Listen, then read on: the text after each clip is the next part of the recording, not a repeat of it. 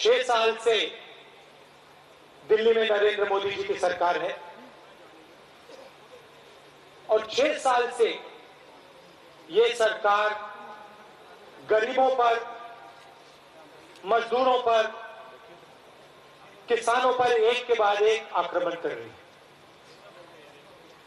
इनकी आप सब पॉलिसीज देखिए, एक भी पॉलिसी इनकी गरीब जनता को फायदा पहुंचाने की नहीं है, किसान को मदद करने की नहीं है, मजदूर का हाथ पकड़ने की नहीं। सब की सब पॉलिसीज इनके 3-4 चुने हुए मित्र हैं, उनके लिए बनाई जाती है। आपसे कहा नोटबंदी करेंगे, काले धन के खिलाफ लड़ाई लड़ेंगे। 8 बजे रात को नरेंद्र मोदी ने टीवी पे ये बोला। उसके बाद पूरा हिंदुस्तान जाके लाइन में खड़ा हुआ बैंक के सामने। बहुत सारे लोगों ने मान ली बात कि हां, काले धन को मिटाने की कोशिश हो रही है। ऐसी धूप में पूरा हिंदुस्तान खड़ा हुआ। आपने अपना पैसा बैंक में डाला, नरेंद्र मोदी जी ने आपका पैसा लेकर हिंदुस्तान के सबसे अमीर 5-6 अरबपतियों का कर्जा माफ किया। काले धन पर कोई असर नहीं पड़ा, मगर आपने अपने पैसे से अदानी और अंबानी जैसे लोगों का कर्जा माफ करा। उसके बाद नरेंद्र मोदी जी कहते हैं जीएसटी लाएंगे। 12 बजे रात को बड़ा फंक्शन हुआ, जीएसटी लाए। आप जाइए किसी भी छोटे दुकानदार से, किसी भी स्मॉल एंड मीडियम बिजनेस वाले से पूछिए जीएसटी से क्या हुआ। आज तक छोटा दुकानदार जीएसटी को नहीं समझ पा रहा है। 5 अलग-अलग टैक्स, हर रोज कोई ना कोई फॉर्म भरो।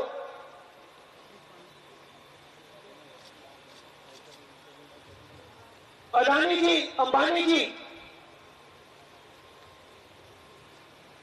उनको 10 अकाउंटेंट चाहिए तो 10, 50 चाहिए तो 50, 1000 चाहिए तो 1000। मगर छोटा दुकानदार कहां से लाएगा अकाउंटेंट? छोटा व्यापारी कहां से लाएगा अकाउंटेंट? तो नोटबंदी, जीएसटी छोटे व्यापारियों को, स्मॉल एंड मीडियम बिजनेस वालों को मारने का तरीका है। नरेंद्र मोदी जी अंबानी और अदानी के लिए रास्ता साफ कर रहे हैं, यह आपको समझना है। ये लोग नरेंद्र मोदी जी की एडवर्टाइजिंग करते हैं, टीवी पर नरेंद्र मोदी जी को टाइम देते हैं, उनकी मार्केटिंग करते हैं और नरेंद्र मोदी जी इनके लिए जमीन साफ करते हैं। सीधा सा रिश्ता है। कोरोना आया, हमने नरेंद्र मोदी जी से कहा गरीबों की मदद कीजिए। भूखे मजदूर हजारों किलोमीटर चल रहे थे, प्यासे थे। हमने नरेंद्र मोदी जी से कहा इनकी मदद कीजिए, कोई मदद नहीं की। हमने उनसे कहा छोटे व्यापारियों की को बचाइए, small and medium business Hindustan को रोजगार देता है, उनको बताइए, बचाइए। नरेंद्र मोदी जी ने कोई कदम नहीं उठाया। और उसके बाद बिना कोई कारण हिंदुस्तान के सबसे अमीर लोगों का लाखों करोड़ रुपए कर्जा माफ किया, उनका टैक्स माफ किया। रोजगार कौन पैदा करता है?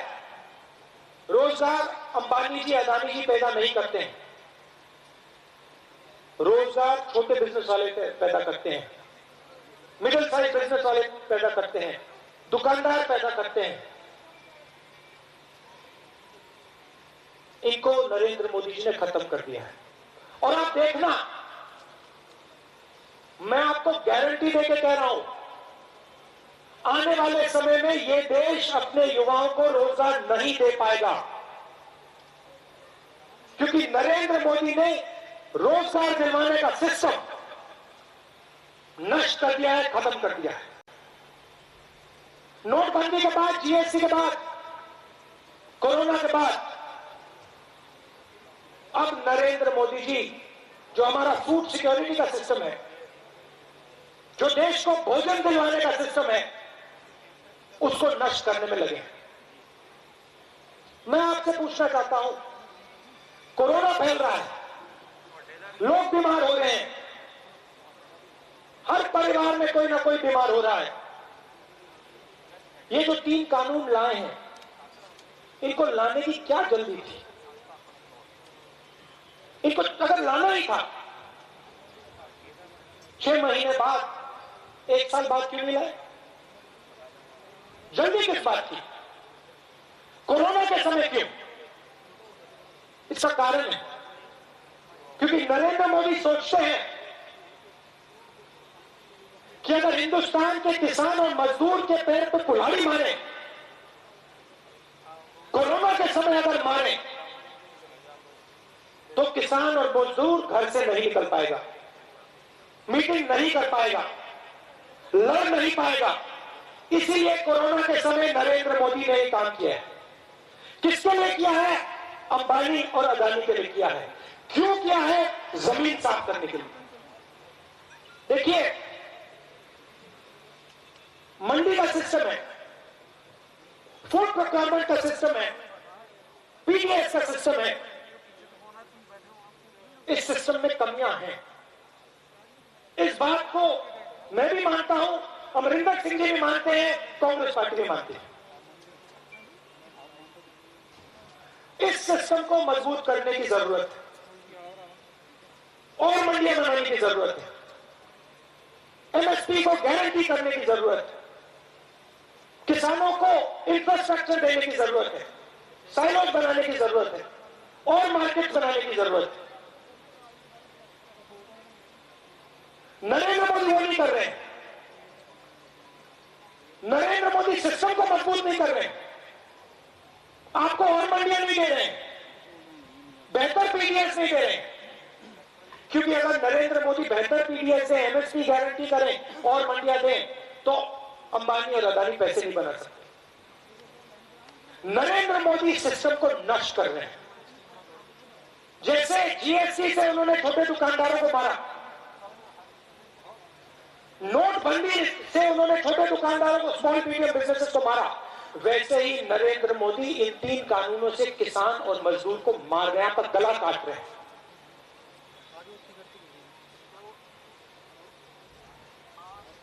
होगा क्या, मैं आपको बताता हूं। आपकी जमीन जाएगी। मंडियों में, पूरे हिंदुस्तान में मंडियों में लाखों लोग काम करते हैं।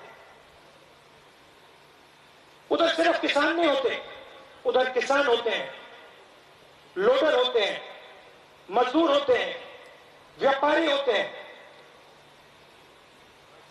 ट्रांसपोर्टर्स होते हैं।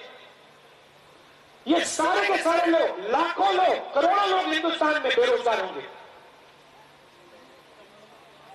और आज किसान मंडी जाता है, कोई प्रॉब्लम होती है तो वहां अपनी बात रख सकता है। अगर इस व्यापारी से बात नहीं होती तो दूसरे व्यापारी से बात कर सकता है। अगर मंडी में मुश्किल आए, एडमिनिस्ट्रेशन के पास जा सकता है। कल किसान के सामने एक तरफ अंबानी होगा, दूसरी तरफ अदानी होगा, और किसान की सिर्फ यह चॉइस होगी, या आप अदानी के पास जाओ या आप अंबानी के पास जाओ।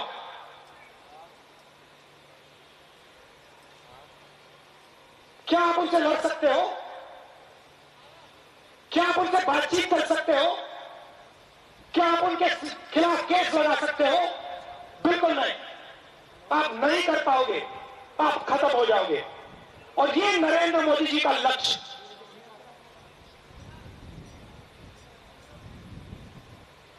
और जो लोग सोचते हैं कि इससे सिर्फ किसान को नुकसान होगा, जो लोग सोचते हैं इससे सिर्फ मजदूर को नुकसान होगा, उनको हिंदुस्तान के भोजन के सिस्टम की समझ ही नहीं है। क्योंकि जैसे ही अंबानी जी ने, अदानी जी ने हिंदुस्तान के कृषि के सिस्टम को पकड़ लिया, वैसे ही हर परिवार को भोजन के लिए, खाने के लिए दुगना तिगना दाम देना पड़ेगा। यह आक्रमण सिर्फ किसानों पर नहीं हो रहा है, और मैं यहां सिर्फ किसानों के लिए नहीं खड़ा हूं, मैं सिर्फ किसानों और मजदूरों के लिए नहीं खड़ा हूं, मैं हिंदुस्तान के पूरी जनता के लिए खड़ा हूं। क्योंकि नुकसान सिर्फ किसान का नहीं, नुकसान सिर्फ मजदूर का नहीं, नुकसान पूरे देश का होने जा रहा है। अंग्रेजों से हम लड़े थे, किससे लड़े थे? उन्होंने हमारा भोजन कंट्रोल कर दिया था। जिसका भोजन कंट्रोल हो जाता है उसकी आजादी गायब हो जाती है, खत्म हो जाती है। ये 3 कानून हिंदुस्तान की आजादी छीनने के कानून हैं। ये कानून सिर्फ किसान के खिलाफ नहीं है, मजदूर के खिलाफ नहीं है, छोटे दुकानदार के खिलाफ नहीं, ये कानून हिंदुस्तान के खिलाफ है। और इसीलिए कांग्रेस पार्टी पीछे नहीं हटने वाली।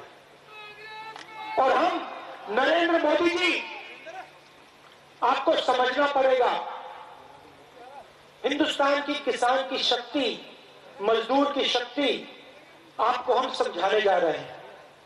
आप ये मत सोचिए कोरोना का समय है, किसान घर बैठ जाएगा, मजदूर घर बैठ जाएगा। नहीं, किसान मजदूर सब के सब सड़क पे आएंगे, आपकी सरकार से लड़ेंगे और इन कानूनों को रद्द करके दिखाएंगे। आप सब आए, दिल से आपका धन्यवाद करता हूं।